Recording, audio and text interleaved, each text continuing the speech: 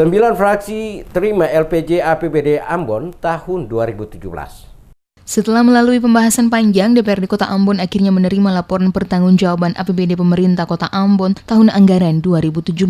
Dalam paripurna penyampaian kata akhir fraksi di Baileo Rakyat Belakang Soya Rabu kemarin, 9 fraksi menerima LPJ tersebut, namun diselipkan beberapa catatan yang harus menjadi perhatian Pemkot setempat. Rapat paripurna dipimpin Ketua DPRD Kota Ambon, James Matita, didampingi Wakil Ketua Rustam Latupono dan Elito Isuta. Dalam penyampaian kata akhir, hampir semua fraksi mengapresiasi capaian yang diperoleh oleh Pemkot Ambon atas opini wajar tanpa pengecualian yang diberikan oleh BPK. Namun ada banyak catatan yang diberikan, di antaranya peningkatan pelayanan maksimal di puskesmas, persoalan aset daerah yang belum tuntas diselesaikan, pelayanan pendidikan serta peningkatan sektor perpajakan sehingga turut menyumbang naiknya PAD. Fraksi PDI Perjuangan dalam kata akhir fraksi yang dibacakan oleh Sekretaris Fraksi Leonora Farfar mengharapkan Wali Kota Ambon Richard Lahenepesi memberikan perhatian khusus terhadap perkembangan pelayanan masyarakat terutama di puskesmas maupun puskesmas rawat inap. Sementara itu, fraksi Nasdem yang juga meminta wali kota serta OPD terkait memberikan perhatian khusus terhadap penyelesaian peningkatan PAD. Beberapa fraksi juga memberikan catatan terhadap pengelolaan aset dan keuangan, juga hal-hal lain terkait masalah penanganan kemiskinan, penataan kota, dan pelayanan SKPD.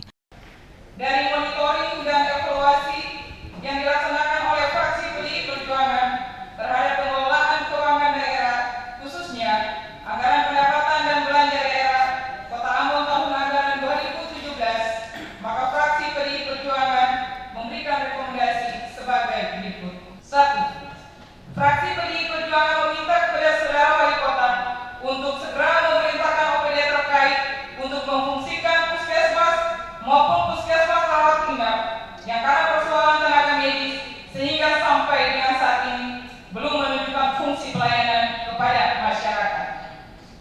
2. Fraksi PDI Perjuangan sampai dengan saat ini memberikan apresiasi kepada Dinas Pendapatan Kota yang telah menunjukkan perhatian serius di sektor pendapatan daerah.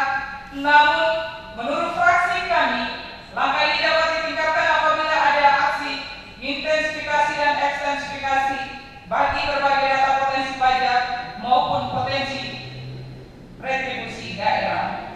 Wali Kota Ambon Richard Lahenepesi dalam sambutannya mengatakan keberhasilan mendapatkan penilaian WTP dari BPK menjadi modal untuk terus membenahi sistem pengelolaan keuangan lebih efisien, efektif, ekonomis, transparan, dan akuntabel. Lahenepesi juga berterima kasih kepada semua pihak Dewan yang mana telah menyampaikan pandangan dari masing-masing fraksi. Itu merupakan hubungan timbal balik antara eksekutif dan legislatif dalam menjalankan tugas dan tanggung jawab.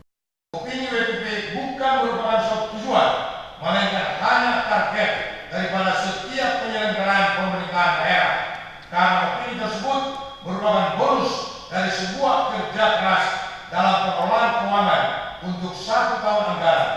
Dengan demikian, opini ini bukan akhir dari seluruh target pemerintah Kota Ambon, melainkan opini hanya merupakan pintu masuk untuk lebih membenahi kota ini ke depan, teristimewa dalam mewujudkan tata kelola keuangan pemerintah daerah yang lebih efisien, efektif, ekonomis, transparan, dan akuntabel kepada publik.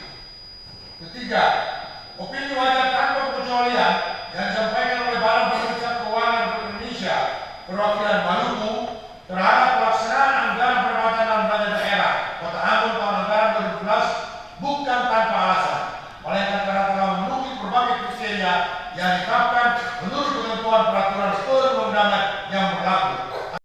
Selain pengelolaan keuangan daerah, Lahenepesi juga menjelaskan penyelenggaraan urusan pemerintah daerah, capaian kinerja penyelenggaraan pemerintah daerah dapat dilihat dari beberapa indikator makro, antara lain PDRB atas dasar harga konstan, naiknya pendapatan per kapita, dan pertumbuhan ekonomi yang terus meningkat.